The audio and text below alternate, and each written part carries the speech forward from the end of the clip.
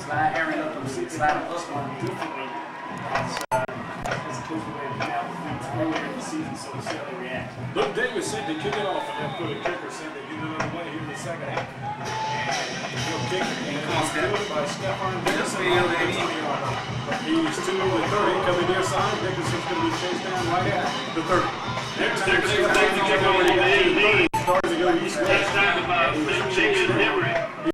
Yeah, he's got to go with his tough stop. The best in the state continues to lead the state guys down 2,000 yards, 30-plus touchdowns on the season. 29-yard lines where the Bears have it. Layla Midget, who had a good first half, has got the call here starting the second half. He makes his way out to the 35-yard line. It's going to be knocked down on the play by inside linebacker Tyrese Orozco, who began tonight with 43 tackles on the season. Midget's got 6 yards out to the 35, second and 4. That's 5 seconds down. County had that football in the first half of 16 minutes, 47 seconds. They're very dominated time possession in this football. They continue to do that, Trent. We're going to have a quick first half, second half, I think. Second and 4, Bears working their own 35. Here's a call going to Aaron Thomas. Aaron started left, went back to the middle, and he's got the first down, making his way out to the 41-yard line. AT looking to get over 100 yards for the 4th consecutive game. Not seen this entire game for County go to the here. Of course, they have not had to because the gravity has been so productive here. So because they played that first half. I don't think you see Aaron Thomas get in here. He is really hurt as he bends over in the backfield. That's going to give it Jaleel back, the fullback. Jaleel slipped the tackle and maybe made it back to the line of scrimmage. We'll see. As he's going to be knocked down right at the 40-yard line. Maybe lost about a yard on the play. And it'll bring up We're talking about the emotion. Small phone play back to the 440. I think if you're the Bears, you're certainly going to approach these next few offensive possessions as if you are behind. Continue to play hard. Don't think you have this game in hand. Don't become complacent now. Continue to play as if you're playing from behind. Bertie putting a lot of people up at the line of scrimmage. Layla Jet's got the football, trending to the right side, and he's going to be caught at the 42-yard line. Back to the original line of scrimmage. So 3rd and 10 here for Hertford County. Is this going to be the first pass of the night? I think something you certainly have to see it. Second down. And you'll see KP split, I think, the far side. He's best with Malcolm Cherry. And again, hasn't had to really run any routes tonight at all. He's just going to block primarily tonight. Again, the Bears in that tight formation, Gino. And they will run with the double tights here on 3rd and 10 from their own 42. Just underway in the second half. Askew looking to pass. Going to be sacked all the way back into the 39-yard line. Coming through is going to be the linebacker. And that's going to be Tyrese Orozco. He came in and touched and drove Dorian Askew down back into the 35-yard line. So it's a loss of about 7 on the play. And Hertford County will have to put it away. Yeah,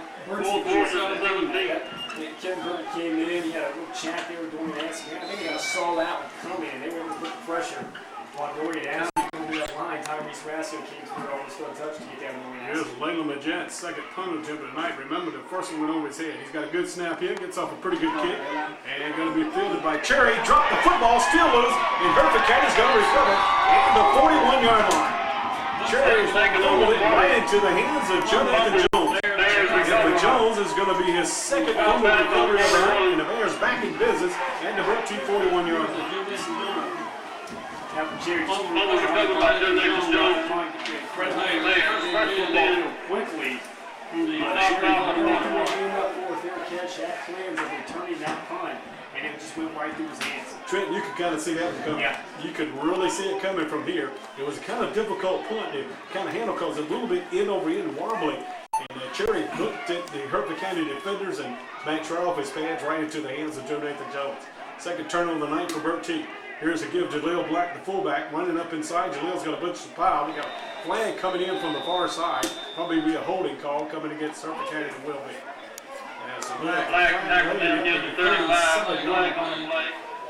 Now's when I pop that pass if I'm Hertford County. Again, you know, with Bertie, I think holding drive for Hertford County. I wouldn't pop that pass every now on second down. Finally got a scoring update from Edenton. They've just gone to the half. Northeastern up 10-7 at halftime over Eaton. It's a game. Halftime score Northeastern. Northeastern 10. Eaton 7. As that's the 5th penalty tonight, as the Bears have been flagged in for 33 yards in those 5 penalties. Bertie's been flagged tonight 3 times for 25 yards. We're working the 3rd quarter, 8:26 and counting. Bears lead it 21-0. They have the football 1st and 15 from their own 46-yard, Bertie 46-yard line. Askew drops the snap, gonna roll it down, goes outside with it, and gets back to the original line of scrimmage. He's driven out of bounds right in front of the Bertie bench. He fumbled the snap. Yeah,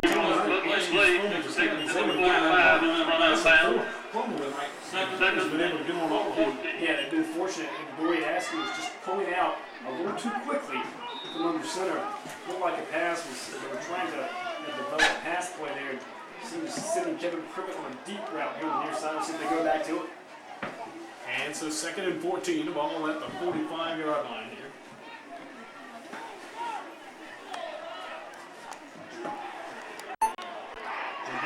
Privet, the only split receiver for work for Campbell. Bears in that wishbone set. They've been in it all night long with the exception of a couple plays. Here's Askew looking to pass. Still looking, firing, and the ball's tipped and intercepted. It's going to be intercepted on the inner side by Jonathan Wilson.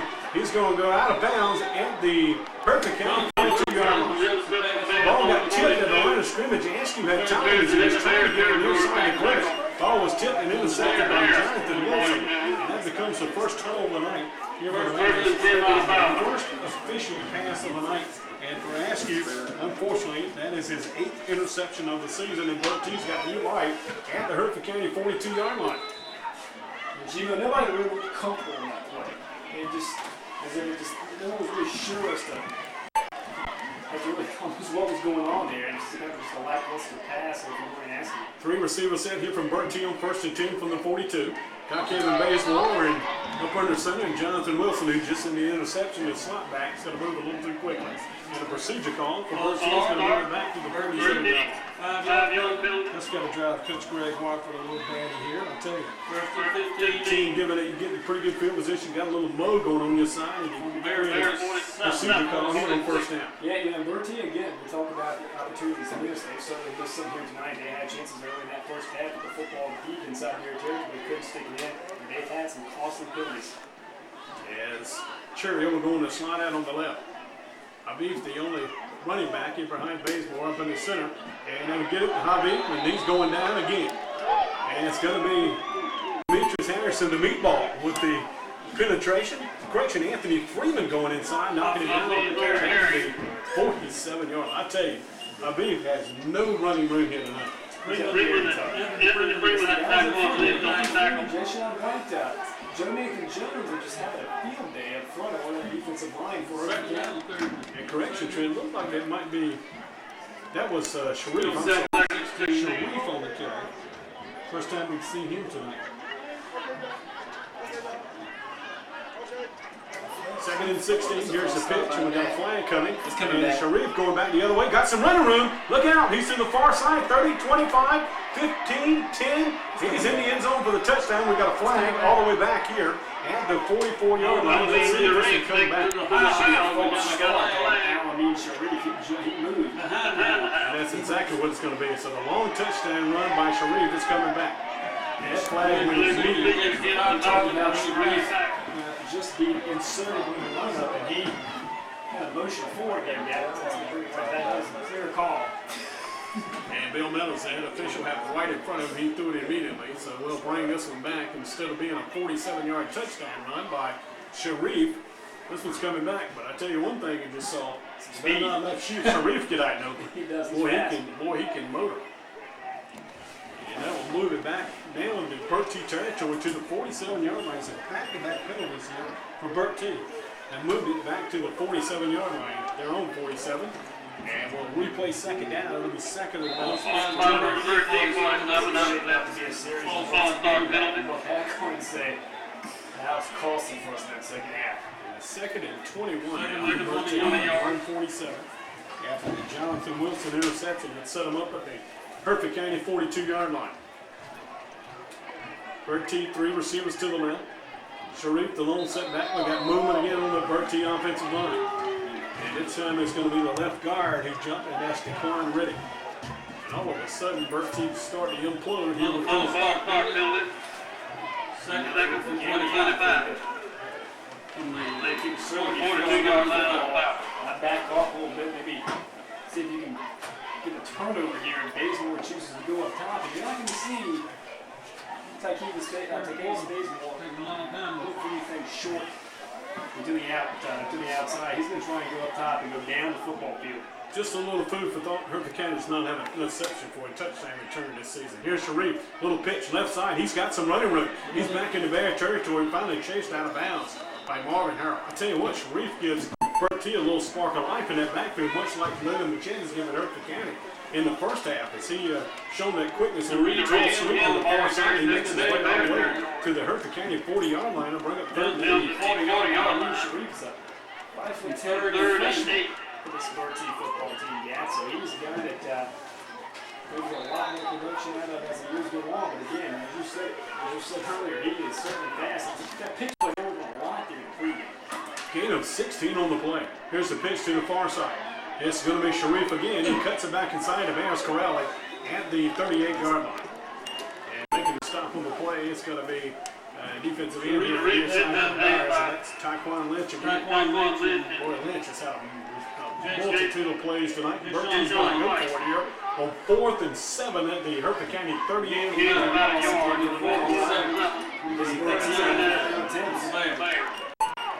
As they go forward here with 5:55 in this third period, and Hertford County in front, 21-0. Bazemore will get him down at the line of scrimmage. He'll put Cherry in motion and throw the football. Bazemore trying to go deep. He has a man out there, but is knocked away by Stephon Dickerson. That's good defensive effort by Stephon Dickerson that time as he ran stride for stride with the receiver on the far sidelines. Talani Askew, when he knocked it away. That's a good decision by Dickerson not to intercept it, Trent, because Hertford County saves about 30 yards because he doesn't intercept it. Hertford County defense showing a little bend, but they don't break in. They get the football back to the offense. For 3 straight games now, Stephon Dickerson has had 3 big plays. His first fight, 3 weeks ago. He's certainly stepped up his game in that defensive back spot over the past 3 weeks. He made the right play in that situation. Yeah, it's 1st and 10. They're on 39-yard line. So get the football back. Playing on 5:40, go to the third period. Here the Bears back on the run. Here's Aaron Thomas. Big run left side. Steps one tackle, but tripped up by Malcolm Cherry. And I tell you, Aaron Thomas out. All real estate out in front of him, and Cherry tripped him up just about a yard shy of the first down. Boy, that was a doggone heck of a run by Thomas. I tell you, Trey, he gets away from Cherry, he might be headed to the house. Wide open room here on your side. There's so much more quickness this year than we saw in the yard in front of us. Pregame interviews come a long ways since his freshman sophomore. There you go. And yeah, Trent, he's a little bit lighter this year. 2nd and 1. Here's Majette breaking tackles into the Bertie side of the 50, and he goes to the 48. And he has the first down, and Layton a little slow to get up here now. Looks like he might have fallen right on his bread basket here. Let's see if he's going to be okay. He's still on his knees at the 48-yard line of Bertie. Let's hope Layton's going to be okay here. He's up, and he's going to come in, come to the sidelines as Tim Sessoms will go in to replace him. Bears don't need to lose Majette, who's been fighting injuries all season long. You know, talk about injuries, and Coach Burke alluded to this in the pregame interview. Aaron Thomas certainly had trials for the first 2 years, but they were beautiful.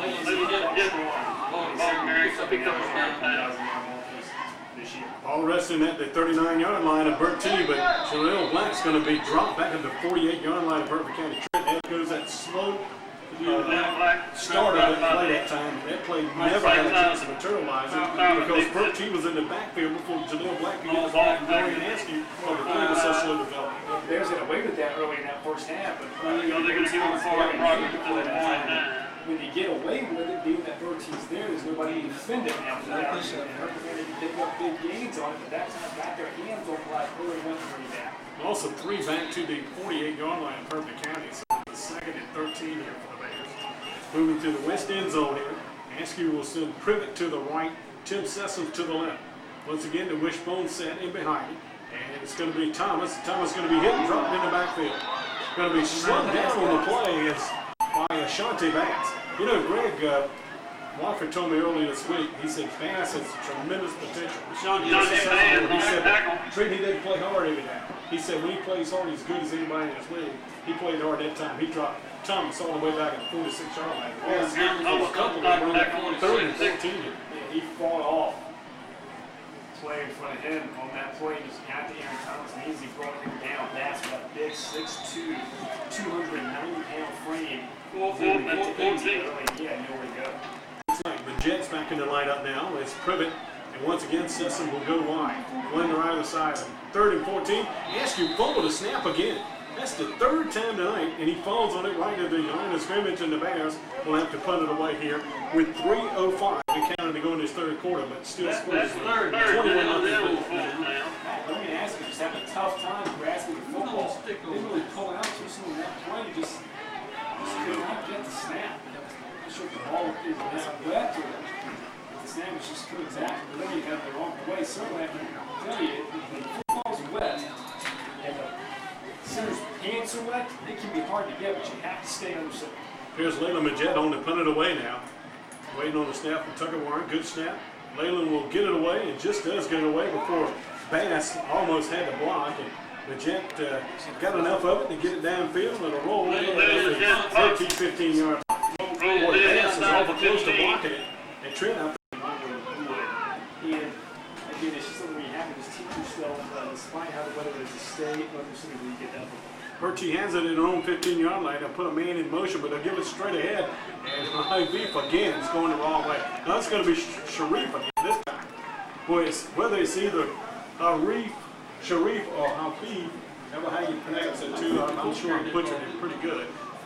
But when you're trying to run in tackles, again, between the tackles tonight, there's nothing happening there. I can say with Sharif, I think Hafif sounds good to me.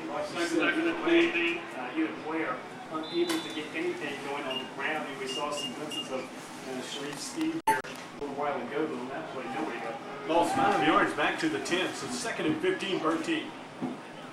As they move to the east goal here, here's Cherry going in motion, and they'll give it straight ahead this time, and on the carry is going to be Sharif, and he's got it out near the 19-yard line. Another 3rd down coming here for Bertie. That's a good surge that time, but a Bertie offensive line through the bottom of the pile. Looks like it's going to be Taquan Lynch along with Jones on the spot.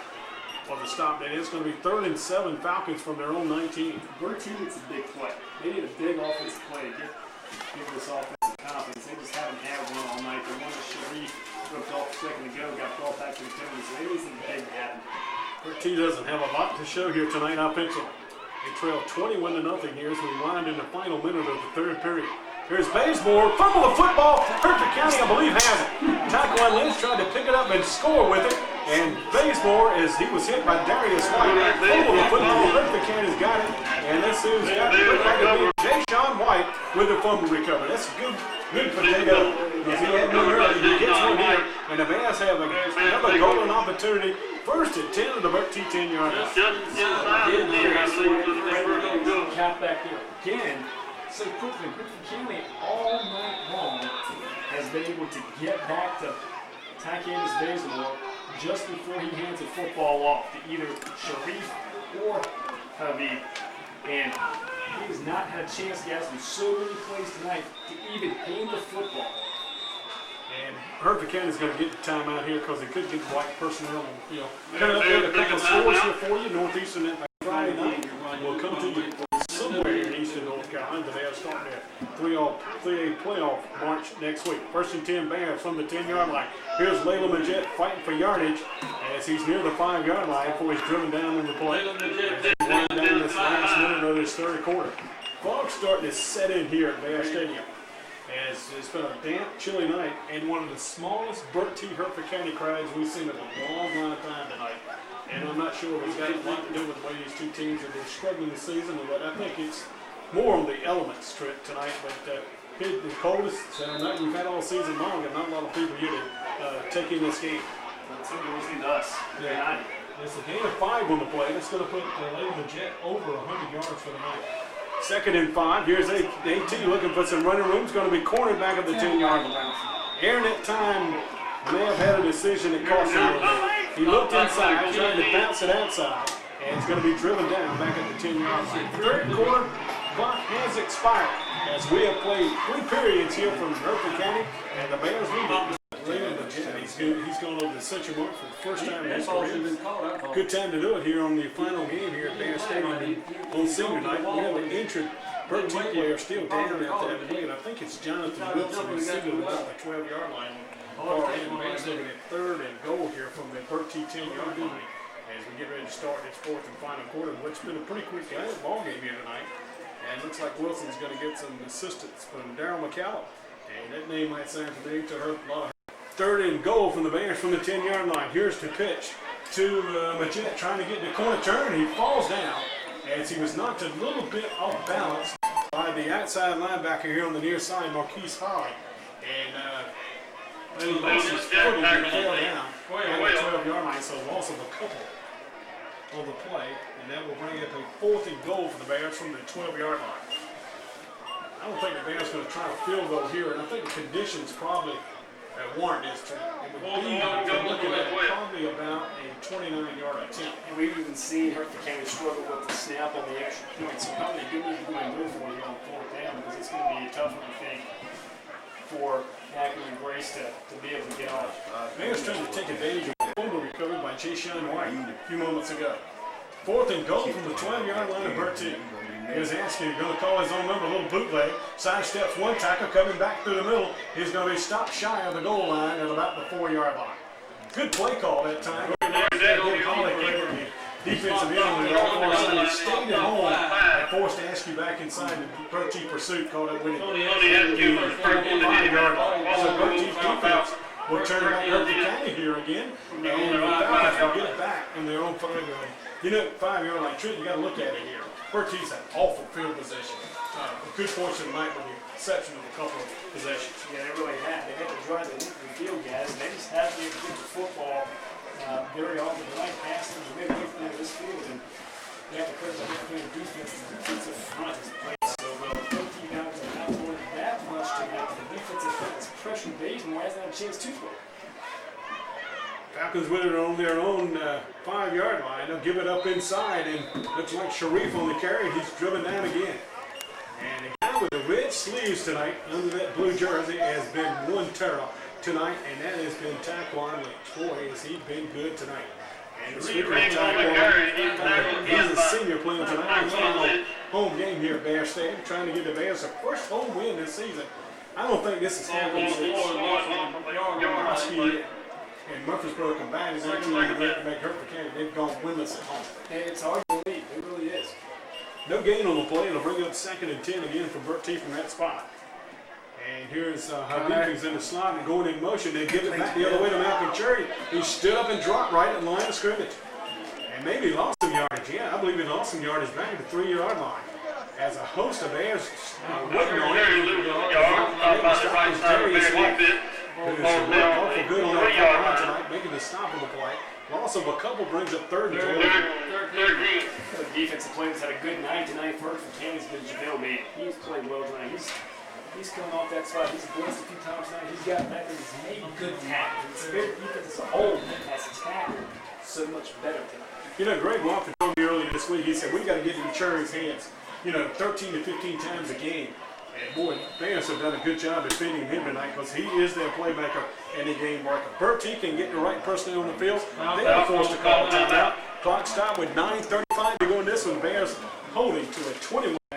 Florida State and NC State tomorrow here on the River 98.3. And of course, next week is North Carolina NC State from Carter Finley Stadium next Saturday. 3rd and 12 here for Bertie from their own 3-yard line. Here's Don Kevin Basewood trying to pitch it to the slot back coming near side, and that's Cherry. And Cherry's out near a 1st down. We'll see, and he's going to depend on the spot. He's got it. That 2nd effort got him a 1st down. So Cherry coming off the slot on the right, and he got the football and got it out across the 15 to about the 16-yard line. It's a gain of 13 on the play, and 1st down here for Bertie. Yeah. Talking about that Florida State NC State game tomorrow. Still not sure as to if Florida State, if they're back yet. Had a pretty easy run last week against Duke, but I'm not sure how much you can judge the Seminoles playing that win. So we'll see if they can get back on track tomorrow. It's been a disappointing year for Florida State. Seminoles have been a real missed in the last 3 or 4 years. In games you thought he should win, they don't. Here's Sharif getting the right corner turn, and he's got some yardage fighting for that first down marker. This freshman looked awful good here running the football. Yeah, I like Alvin Sharif. He, again, a very Sharif, fast back. Yes, that 5'10", that 5'10", frame looks about 5'10", could be a little bit bigger than does Alvin Sharif, but very fast for bertie and just a freshman, so a player to watch out for in the coming years. They just had a 10-yard run, moved the sticks, another bertie first down. So they moved it from their own 5 out to the 26-yard line when they had the first and 10. Sharif, all 30 of his yards on 6 carries here in the second half. On back in behind Bazemore, and he'll give it. No, it's going to be Bazemore, the option keeper, and he struggles to get to the 31-yard line. Bails around his legs on the play. Looks like Brandon State's going to make the stop. First time you'd see Brandon on defense tonight. County's hand strip, running the football. Bertie down 21 points here. The clock continues to wind. We had 8:15 to go in the fourth quarter. Hertford County 21-0. The Bears, they put that, gave themselves a big-time cushion there. The way they played in that first half, getting 2 touchdowns up early, but bertie just been unable to get anything going offense. They've had a little more offense here in the second half than they did the first. Here's the pitch coming to Sharif, trying to the left side, and he will chase him down. Tim Sessom's coming up the safety slot, made the play for Sharif to go over by him. He was left to enable Joel Mann to catch up with him and drop him at the 34-yard line. They'll give him a yard on the play. Here's some 3rd and 5 for bertie from their own 34. Their defense has played really well. They've been able to force bertie back inside, which is giving them a chance to get the ball carrier. And I've been really impressed with the speed this team has shown tonight. And JaVale Mann, you have to wonder, where has he been all season? This guy's played great tonight. And another senior here for Hertford County. 17 seniors on this football team tonight. 3rd and 5. Work the Falcons from their own 34. Here's the pitch going to Sharif, trying to get that right corner turn, and he's got enough for the first down as he's going to be driven down at the 40-yard line. It's going to be Joe Nathan Jones. I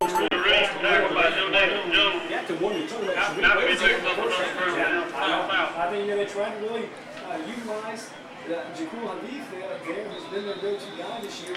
5'5", 160-pound junior, excuse me. So both these guys go back next year. It's going to be a good backfield in Falcons come 2012, but you do have to wonder why Sharif wasn't inserted into the lineup earlier in this football game. And congratulations, Hertford County JVs. They beat an undefeated bertie JV team last night to win the Northeastern Coastal Conference Championship. Great effort by the Hertford County JVs, and a lot of those kids are going to come up and play with Washington next week in the first round of playoffs. Got a delay of game coming here against bertie. Yeah, you mentioned that. Turn people the last 5 yards and delay of game. That's always something that you don't think about a lot before the game or during the game. But I can tell you what, when it's all said and done, you're going to think back to tonight, playing against your rival in the last game of the year in Hoskins. It isn't going to hit you down the road. You don't think about it right now because we're going to lose the game after it's all said and done. Absolutely. Penalty moves it back to the 36-yard line. So bertie looking at 1st and 15 with 6:35 to go in this ball game. And the Bears out in front 21-0. Here's Sharif stepping away from one tackle, another still on his feet, and his to the 45-yard line. The Bears will double team it at that spot. And coming up making the play, Darius White again. He's also got a hit from Aaron Thomas, who's coming in. No question, it's Kevin Privet who's come in. Gain of 10 on the play, and they're up 2nd and 6. Anthony Freeman had the tackle on Sharif. He never showed himself for not bringing him down. They had a good effort there around the ankles. But they just couldn't bring him down. Freeman, again, no senior, was their football team. 5'10", 215. A chance to get Sharif down for a loss. So 2nd and 6, where's bertie? They'll operate from their own 45, trying to get on the scoreboard. Here's Bazemore looking to pass, find